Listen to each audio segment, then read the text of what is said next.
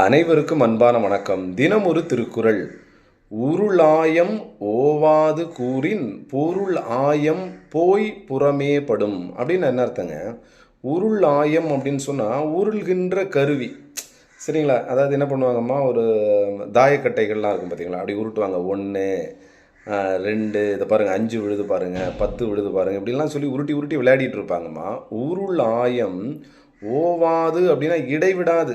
1 போடுப்பா, 5 போடுப்பா, 6 போடுப்பா, இப்படின்னு ஏதாவது ஒன்றை போட்டு போட்டு உருட்டி உருட்டி விளையாடுறாங்க அப்படின்னு சொன்னால், உருளாயம் ஓவாது கூறின் அப்படின்னு சொன்னால் இடைவிடாது என்ன பண்ணுறான், எப்போ பாட்டு அந்த தாயக்கட்டை உருட்டி விளையாடுற மாதிரி உருட்டி விளையாடிட்டே இருக்கிறான், அந்த சூதாட்டத்தில் ஈடுபட்டு கொண்டிருக்கிறான் அப்படின்னு சொன்னால், பொருள் ஆயம் அப்படின்னு சொன்னால் பொருள் வருகின்ற வருவாய், சரிங்களா? பணம், அந்த இன்கம் இருக்குது பார்த்தீங்களா, பொருள் ஆயம் போய் புறமே படும் அப்படின்னா அது அவனை விட்டு புறமே, அவனை விட்டு நீங்கி போய்விடுமா, சரிங்களா?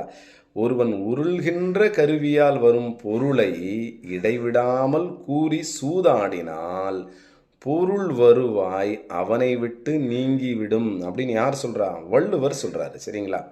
அப்போ என்ன பண்ணக்கூடாது, அது நம்ம கேம்பிளிங் அப்படின்னு சொல்லக்கூடிய இந்த சூதாட்டம், அது எந்த வகையாக இருக்கலாம். அது நம்ம உருட்டி விளையாடக்கூடிய தாயக்கட்டையாக இருக்கலாம், இல்லை அப்படின்னு நம்ம ஆன்லைனில் விளையாடக்கூடியதாக இருக்கலாம், இல்லை கார்ட்ஸ் ரம்மியாக இருக்கலாம், எதுவாக வேண்டுமானாலும் இருக்கலாம், சரிங்களா?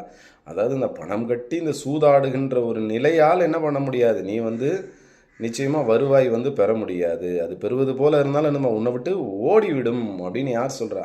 நம்ம வள்ளுவர் சொல்கிறார், சரிங்களா? நன்றி, வணக்கம்.